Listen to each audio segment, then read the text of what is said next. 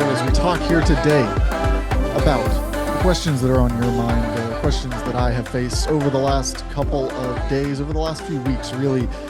But we've got two that I want to touch on today. The first one, and how we'll kick off the show here, we're going to talk about the NBA trade deadline. And I know you're thinking, this is a college basketball podcast, and you're right, it is. But we also discuss NBA draft talk on here. We talk about the prospects in the NBA draft, and the other side of that is the draft picks and the teams which hold those picks in the draft. So we're going to talk about how this trade deadline impacts the way that we view the NBA draft. How could it impact some of these players who will hear their name called? We'll talk about that here to start the show, and then we will close the show. We're only going to touch on two things because I think we will go into them quite a bit over the course of the next 20, 30 minutes or so. The second one will be John Calipari's return to Arkansas. Now, we're going to hit it from a unique angle because we talked about it leading up. Everybody had something to say the day that it went down. The upset, of course, was a big topic of conversation across the sports world. But what I think we need to discuss, and this is the question that I had posed to me that I thought, I don't think I've really heard it talked about, but when you watch the Kentucky fan base's reaction, it's something that needs to be addressed. And here it is. Was Kentucky against Arkansas, from Kentucky's perspective, was that game more of a must-win game or a can't-lose game? We'll talk about what goes into both of those categories and what we should think about Kentucky coming out of this matchup where obviously things did not go their way and the fan base did not take it very well. But as promised, we're going to start the show off here. We're going to talk about the NBA trade deadline. We've had Luka Doncic go from the Dallas Mavericks to the Los Angeles Lakers. Anthony Davis comes back the other direction. A couple of other pieces, Maxi Kleber among them, switching teams through the process of that deal. We also had a second kind of blockbuster trade, not matching that first one. But we had De'Aaron Fox make his way from the Sacramento Kings to the San Antonio Spurs. Of course, the Kings get Zach LaVine, who is rerouted from Chicago, and then some draft compensation and contracts go to the Bulls. And in both of these trades, I've had people reach out to me, and this is why we're talking about the trade deadline today. Both times, the first one more of a mocking tone because, of course, the Mavericks receive the Lakers 2029 first-round pick in the deal for Luka Doncic. And so I had a couple people being like, oh, when's your 2029 mock draft coming out? Probably going to hold off on that one, if for no other reason that the kids who will be in that draft are probably freshmen right now in high school. So we'll give them some time to develop before we start projecting which team they will land on. Not to mention trying to project where these teams will pick that far out into the future. But we do have some trades and some picks that we can talk about. In that trade for De'Aaron Fox, they send 3 first-round draft picks. Of course, some of them off into the future, a 2027, I believe a 2031, but there was a 2025 pick in there. Now, that 2025 pick is top 10 protected, and that's where we get into a lot of the conversations surrounding these trade deadline deals, these NBA deals in general. We are not going to know for sure the draft order until the draft lottery is set, because many of these trades, in order to get the exact right value, involve protections. And so that Hornets pick, which originally owned by the Hornets, now it was in the possession of the San Antonio Spurs, they send it to the Sacramento Kings. It is top 10 protected. Now the Hornets are towards the bottom of the standings. And with injuries, with no real acquisition in sight at this trade deadline, if anything, they'll sell off some pieces. There's no real hope that they're going to turn this around and rise up above that top 10 spot. So then what happens to that pick? It's different in every trade. They can push it down the road to the next year. It could be that they get next year's first round pick. In this case, though, they receive 2 second round picks. one from next year, and then an additional one, which I don't know the exact origin of. I'm not sure if it's stipulated in that deal. So the Sacramento Kings will get 2 second round picks rather than that first round pick. So when you hear 3 first round picks, 4 first round picks, 5 first round picks, sometimes it's a pick swap. Sometimes it's a protected pick that's not going to convey. You have to read into the details here sometimes when you hear the initial trade and how it comes out. But there are going to be moves that are made inevitably over the next couple of days, which will impact what happens. The Chicago Bulls get the rights to their first round pick back. Now, the Bulls was also a protected first round pick, and they were likely to stay in the range where they could keep the pick. But now they are not held to tanking out the rest of the season. If they go win some games, it does not hurt them by losing a draft pick. Now, probably in their best interest to tank regardless, but that's where things stand with them. There are going to be other trades.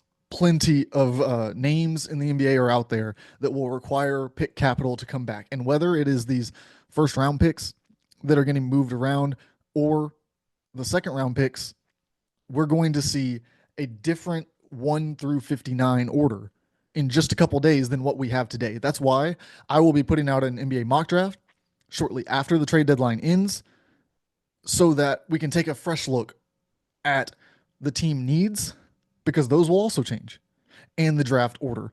So a lot to unpack here, because yes, if you're an NBA fan, you're looking at this and you're saying, wow, this player here, how does that change the way that they play, their title aspirations, all kinds of different things go into it.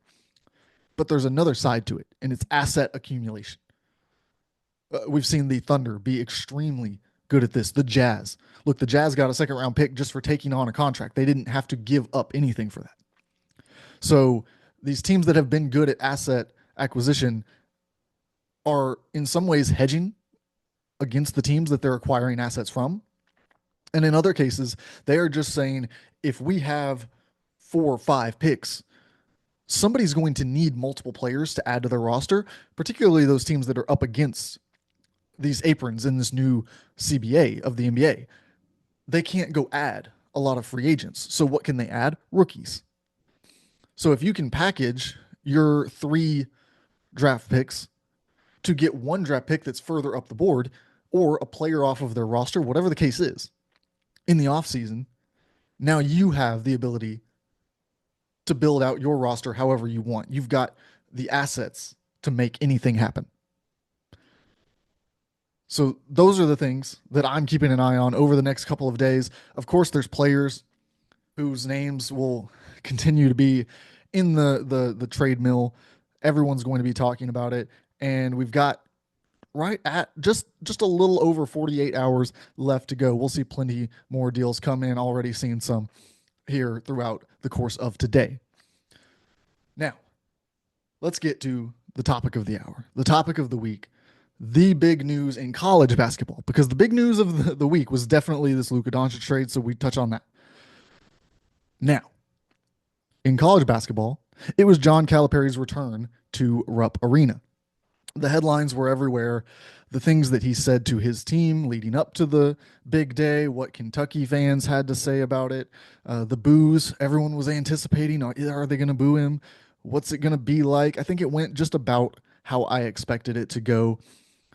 Talked about on last week's episode. If you haven't checked it out, I encourage you to go back and kind of listen to, because I talked about what I expected the Kentucky fans to do. I thought they would boo him, but I didn't think it would get out of hand, out of line. I thought they would stay within the realm of booing an opposing coach when he's announced in the pregame. Yes, it would be louder than another coach just on any given Tuesday, but they were going to boo him, and it was not going to come off as some personal just attack. It was going to come off as, you're our rival, and there's a little bit more to this rivalry. I thought that was pretty much how it went down early, but then Arkansas jumps out and takes a lead, and they hold on to that lead.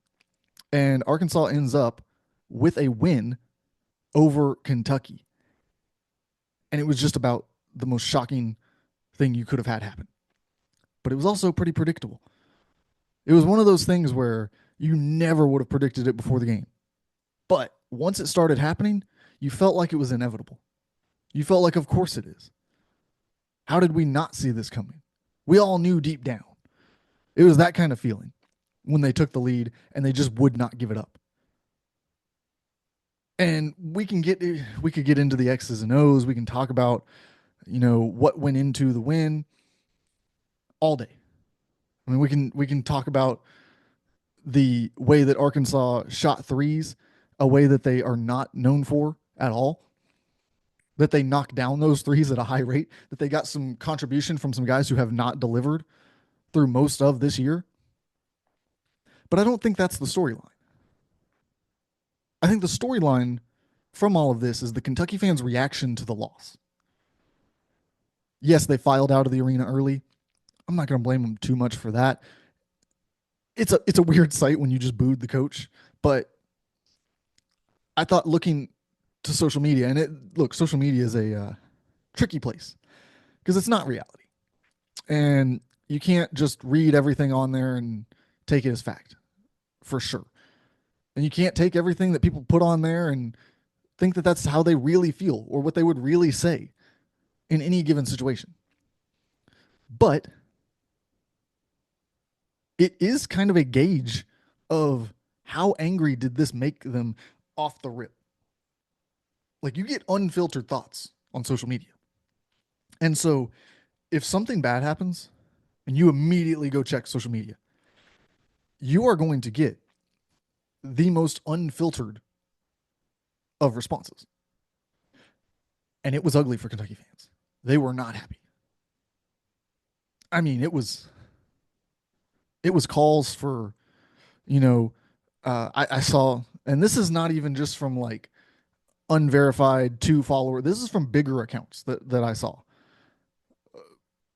Accounts that I'm not going to name names and talk about who they were, but that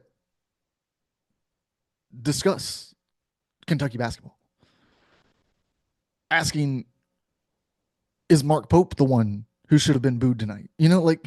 Just just really petty little shots and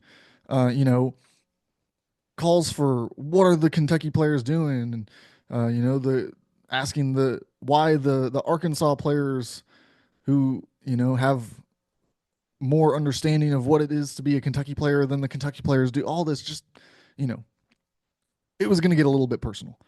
Now, doesn't really mean anything. It's social media. But I did get a question, and it made me think. Was this a must win for Kentucky or a can't lose? And I thought about it for a second because I didn't think it was either. And I was like, why is this question coming up? I said, it's clearly not a must win.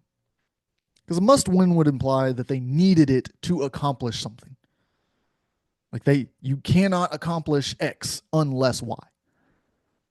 Well, this loss does just about nothing to their NCAA tournament resume.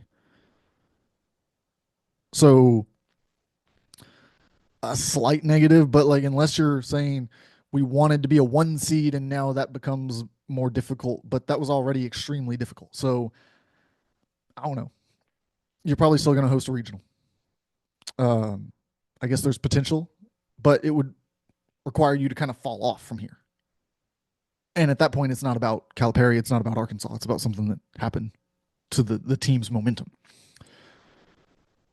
So not a must win. So I can rule that one out pretty quick.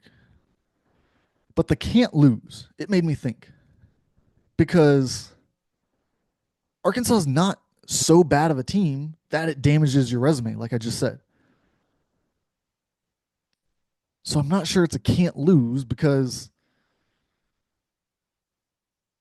that would imply that it is a demerit on the Kentucky program that they lost the game.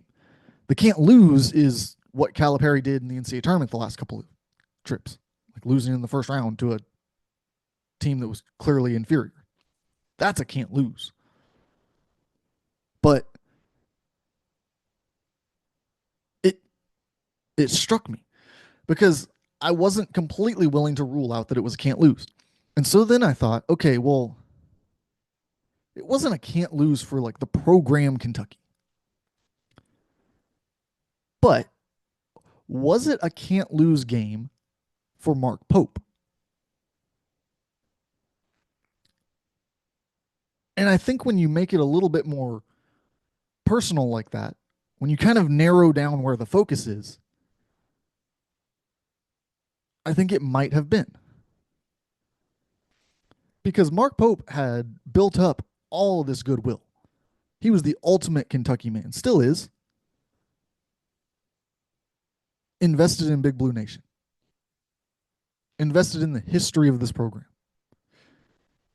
He had done all the right things, signing autographs, giving out free ice cream, all of it. He has not had one misstep to this point, bringing this team that was not projected to be better than Arkansas in the preseason into the top 10 of the AP poll, into the conversation to host a regional, where I don't think that a loss against Arkansas really hurts their resume. I'm definitely not worried about them being in the NCAA tournament. He's got a fun style of basketball, a fun brand. Everything he has done has worked until now. And I think this is the one misstep that he could not afford to make in year one. Now, I'm not saying, please understand, I am not saying that Mark Pope is doomed at Kentucky. This is nothing to say about his entire tenure at Kentucky, how long it's going to be, how successful it will be, what his relationship with the fans will be like. But in this moment, he saw, and again, you can point to social media, you can point to radio calls since then, you can point to conversations that you can have. Go find a Kentucky fan and talk to them. I saw multiple and heard from multiple people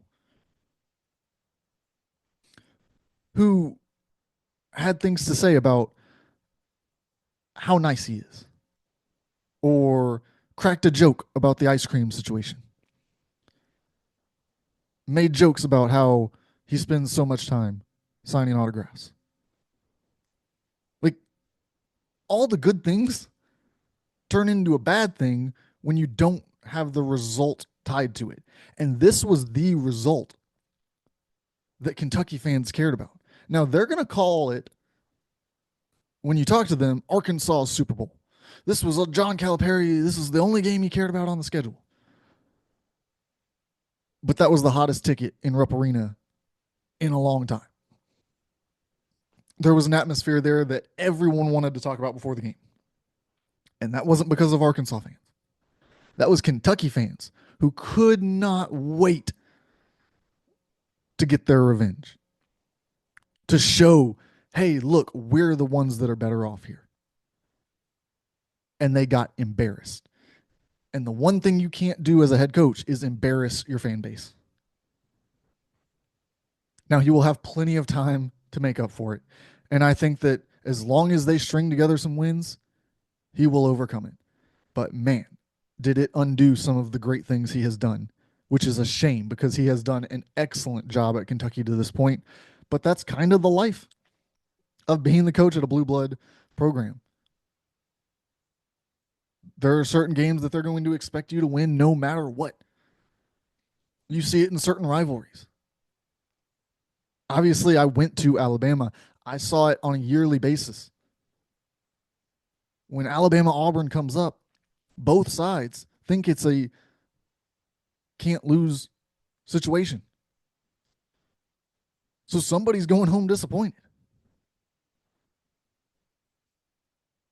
And it doesn't matter if you still have national championship aspirations. Just look at Ohio State and Michigan this year. Look at the damage that it did when they lost to Michigan. And I think that same feeling was what Kentucky fans had towards John Calipari. Very similar to Ohio State going up against Michigan this year. They came into it not only with that hatred or that rivalry towards him, but they walked in with this swagger, with this absolute confidence that they would win no matter what. And then they lost. And so when you start at such a high point, the crash is just so much worse. Like I said, I think Kentucky will be fine. We'll see if Arkansas can use this to kind of turn around their season. That's to be determined. What else is to be determined is what we will talk about on Thursday right here on Three True Values. But I encourage you, please tune in, listen, share, and interact however you can. Thank you for everyone who tunes in right here. This has been a mailbag episode of Three True Values.